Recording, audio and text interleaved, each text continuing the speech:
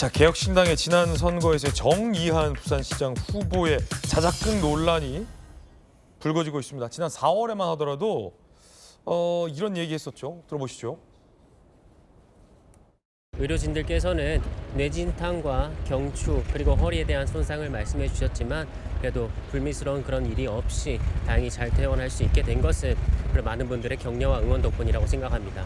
감사합니다. 저는 이번 일이 정말 폭력이 다시는 정당화되지 않아야 된다고 생각합니다. 시민들 품속으로 들어가서 다시금 그분들의 마음을 듣도록 하겠습니다. 비록 저에게 이런 일이 일어났다 하더라도 절대 움츠러들거나 위축되거나 선거 일정을 축소하는 그런 행위는 하지 않겠습니다. 오히려 더 시민분들에게 다가가고 저만이 할 수 있는, 저만이 가야 하는 길을 가도록 하겠습니다.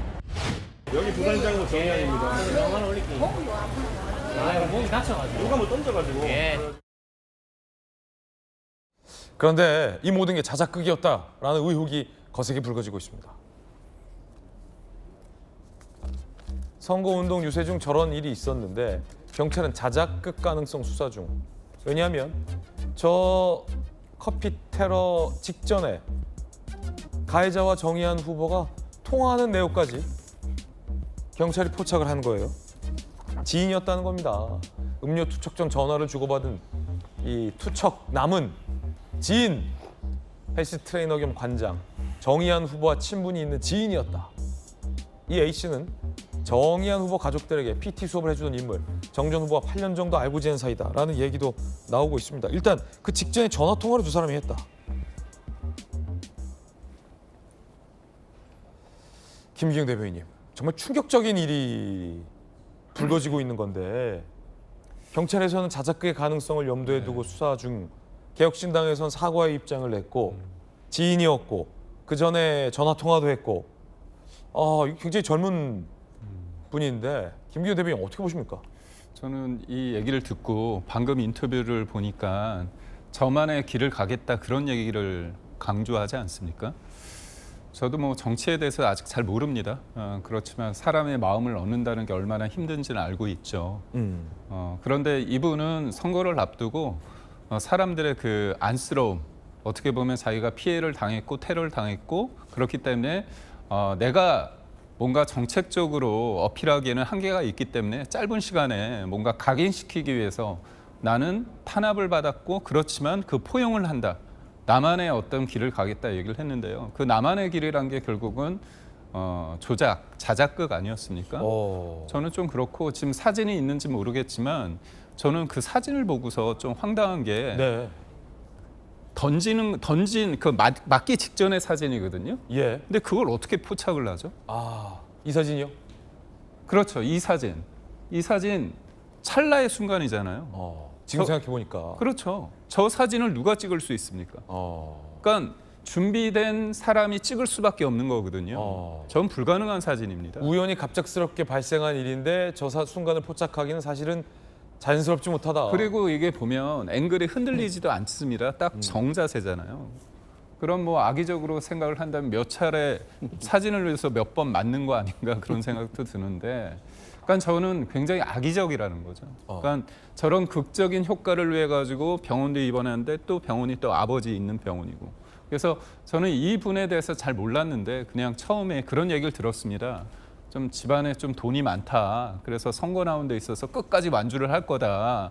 보존 문제와 상관없이 끝까지 완주할 거다. 그런 얘기를 들었는데 저는 뭐 이걸 보면서 청년들이, 정치인들이 2030 세대가 봤을 때 자기와 비슷한 나이대에 있는 정치인, 청년 정치인이 어떻게 본다면 기득권이라 불리는 사람들보다 더 기득권을 강화하기 위해서 이걸 쓴다.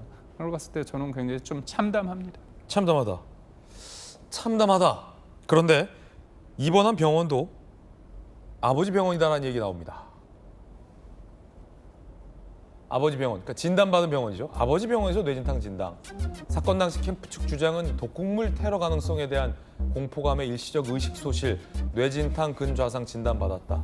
당시 사건 발생 12km 거리 부친이 운영하는 병원에 이송해서 진단서를 발급받았는데 허위 진단서 의혹으로 고발장이 접수됐습니다. 검사 출신의 또 우리 김기표 의원님, 물론 이 다쳤을 때 아빠 병원 가는 게 더 자연스러울 수 있지만 이 모든 게 이제 자작극의 가능성을 두고 보니 이것도 좀 심상치 않아 보인다. 이런 의혹인데 어떻게 보십니까? 저 인터뷰 장면을 보면 일단 모두가 그렇게 느끼셨겠지만 좀 소름 끼치지 않습니까? 그 결과를 보고 보니까 아까 저 말하는 것 중에 의료진의 말에 의하면 어디 다쳤다고 합니다. 이렇게 말을 하잖아요. 네네. 근데 그 의료진이 지금 보도에 따르면 아버지라는 것 아니에요? 그러니까 사실은 가해를 한 사람도 뭐 PT 트레이너라는 거고 그다음에 거기서 의료 진단서를 끊어줄 사람도 자기 아버지였다는 거니까 처음부터 굉장히 계획돼 있는 그런 사건으로 보여지는데 저는 소름 끼치는 것이 아까 그 말한 것뿐만 아니고 네네. 만약에 네. 저것이 발각되지 않고 뭐 그럴 가능성 없지만 당선이 됐다거나 아니면 정치인으로 계속 남을 돈도 많다고 하니까 그대로 개혁신당의 후보로서 남아서 향후에도 계속 그것을 커리어를 가지고 계속해서 시도를 해서 만약에 국회의원이 된다든지 정치인이 저런 사람이 됐으면 어땠을까 이런 생각을 하니까 더 소름이 끼치는 겁니다. 그러니까 굉장히 젊은 사람인데 옛날에 우리가 전설처럼 알고 지내던 있던 옛날에 구정치 세대들 그러니까 자작극에서 뭐 황산 테러하고 국회의원 되고 이런 얘기들이 있었는데 그 옛날 사람들이 하던 것을 정말 외모는 젊은데 그런 사람이 똑같이 하고 있구나. 그래서 결과를 위해서는 어떤 수단이라도 동원해도 된다는 어떤 생각을 가진 사람이구나 이런 생각이 들어서 참 참담하고요. 정치권에서 저런 사람들이 이미 공천이 될 때도 좀 잘 걸러지는 시스템이 좀 갖춰졌으면 좋겠다 이런 생각까지 듭니다. 결국 개혁신당 이준석 대표가 사과했습니다. 들어보시죠. 어제 보도된 정의안 전 후보 관련 사건에 관해 국민 여러분, 특히 부산 시민 여러분께 죄송하다는 말씀부터 올리겠습니다. 참담한 심정을 금하기 어렵습니다. 개혁신당이 공천한 후보이기에 무한한 책임감을 느낍니다. 수사기관이 공개하고 보도한 내용대로라면 상상도 하기 어려운 중대한 선거 범죄입니다. 개혁신당은 당 자체의 진상조사단을 가동하고 드러난 사실관계에 따라 정의안 전 후보에게 높은 강도의 민형사상의 책임을 묻겠습니다. 이준석 대표가 어떻게 이걸 알았겠습니까?